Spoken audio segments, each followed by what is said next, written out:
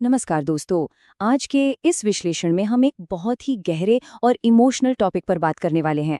हम महाभारत की सबसे जटिल लेकिन दिल को छू लेने वाली कहानियों में से एक को डिकोड करेंगे, कर्ण की त्रासदी। तो बिना देर किए चलिए सीधे इस महाकाव्य के कुछ सबसे गहरे और छिपे हुए पहलुओं में गोता लगाते हैं।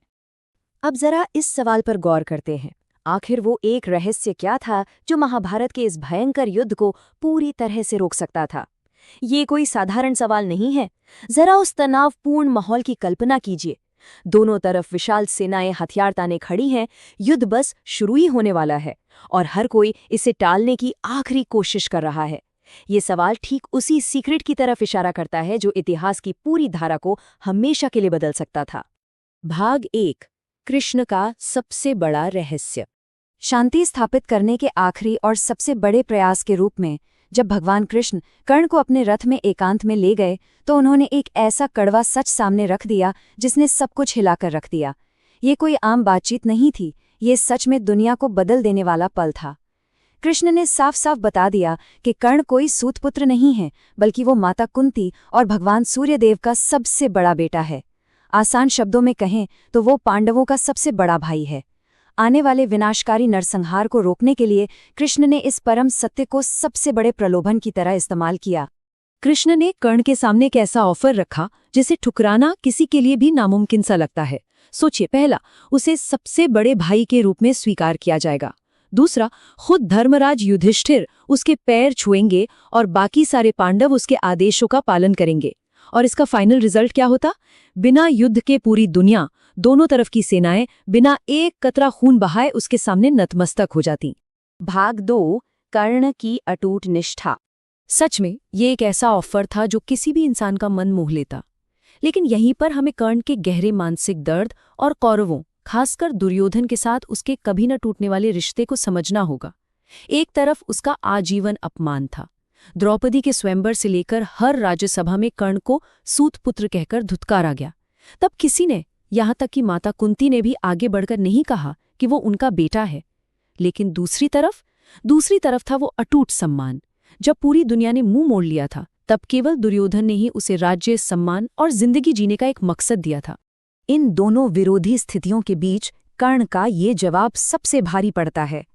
मेरे प्राण छूट सकते हैं, लेकिन मैं दुर्योधन को दिया अपना वचन नहीं तोड़ सकता। देखिए, कर्ण कोई अनजान व्यक्ति नहीं था।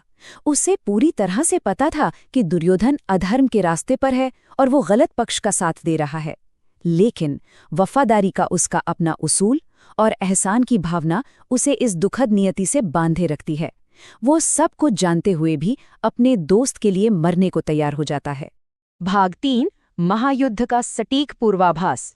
ये कहानी का वो हिस्सा है जो साबित करता है कि कर्ण को एकदम सटीक अंदाजा था कि इस युद्ध का अंत कैसे होने वाला है।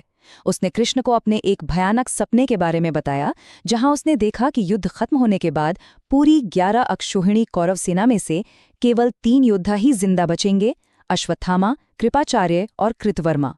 बाकी सभी का विनाश 100% तय है। कर्ण ने कृष्ण के सामने एक एक करके जो भविष्यवाणियां खीं, वो सच में रोंगटे खड़े कर देने वाली हैं। उसने साफ कहा कि भीम दुशासन का रक्त पिएगा, धृष्टद्युम्न द्रोणाचार्य का सिर काटेगा, शिखंडी के कारण भीष्म पितामह गिरेंगे और आखिर में जीत हर हाल में पांडवों की ही होगी। इससे ये बात बिल्कुल क्लियर हो जाती है कि कर्ण जानता था कि इस रण यज्ञ में बलि उसी की चढ़नी है। वो किसी भ्रम में नहीं था, बल्कि पूरी तरह सचेत होकर अपने आत्म बलिदान की तरफ कदम बढ़ा रहा था। भाग 4, माता कुंती की हताशा। जब भगवान कृष्ण का प्रयास भी काम नहीं आया, तो विदुर जी के डर से घबराकर एक बेबस माँ अपने बच्चों को बचाने की आखिरी और हताश कोशिश करती है। विदुर जी को इस बात का गहरा डर था कि पूरे संसार में अर्जुन से अगर कोई लड़ सकता है तो वो सिर्फ कर्ण है। भोर के समय कुंती सीधे कर्ण के पास पहुंचती हैं, ठीक उस वक्त जब वो सूर्य उपासना कर रहा था। और ये समय चुनना कोई इत्तेफाक नहीं था, ये बहुत सोच समझकर उठाया गया कदम था, क्योंकि अपनी इस पवित्र पूजा के समय अगर कोई कर्ण से कुछ भी मांग ले तो वो उसे कभी खाली हाथ नहीं लौटाता था। कुंती ने जिंदगी में पहली बार ये राज खोला कि वो ही उसकी असली माँ है। और तभी आकाश से साक्षात भगवान सूर्यदेव की वाणी गूंजी, जिसने कुंती के दावे को सच साबित कर दिया।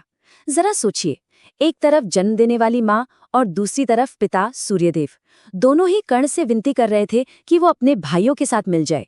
कल्पना करके देखिए कि एक योद्धा के लिए उस वक्त ये कितना बड़ा इमोशनल प्रहार रहा होगा। लेकिन इन सब के बावजूद कर्ण अपने वचन से टस से मस नहीं हुआ। उसने अपनी माता से जो कहा वो इस पूरी कहानी का सबसे इमोशनल पॉइंट है। माता, आपके 5 पुत्र सदैव जीवित रहेंगे।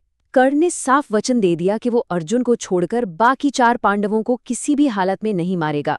या तो अर्जुन बचेगा या वो खुद, लेकिन कुंती हमेशा 5 पुत्रों की माता ही बनी रहेंगी। ये उस महानायक का अपनी माँ को दिया गया आखिरी और सबसे भारी उपहार था। भाग 5 कुसंगति का अंतिम परिणाम। यह हिस्सा पूज्य प्रेमानंद जी महाराज द्वारा दिए गए उस आध्यात्मिक और नैतिक विचार को सामने लाता है जो इस पूरी कहानी का असली निचोड़ है। आखिर इतनी महानता होने के बावजूद कर्ण का अंत इतना दुखद क्यों हुआ? इसका जवाब एक बहुत ही स्पष्ट विरोधाभास में छिपा है। एक तरफ कर्ण के अंदर महान गुण थे, वो बेहद सत्यवादी था, दुनिया का सबसे बड़ा दानी था और उसमें अटूट वफादारी थी। लेकिन दूसरी तरफ उसकी एक ही घातक खामी थी जिसने उसका पतन तय कर दिया, अधर्म और कुसंगति का साथ देना। आपके गुण कितने भी अच्छे क्यों ना हों, अगर आप गलत पक्ष में खड़े हैं तो विनाश खुद ब खुद चला आता है। इंसान चाहे कितना भी महान क्यों न हो, बुरी संगत पतन का कारण बन ही जाती है। ऐसे किसी भी दुखद अंत से बचने के लिए हमेशा भगवान और सही धर्म का सहारा लेना ही एकमात्र रास्ता है। कर्ण की कहानी सिर्फ एक महान योद्धा की दास्तान नहीं है, बल्कि हमारे कर्म और हमारी संगति के चुनाव का एक बहुत बड़ा आईना है। जाते जाते ये बात सच में विचार करने लायक है। क्या वो वफादारी तब भी महान कहलाती है जब वो हमें अधर्म के रास्ते पर ले जाए? इसी चिंतन के साथ आज के इस विश्लेषण को हम यहीं विराम देते हैं। हमारे साथ जुड़ने के लिए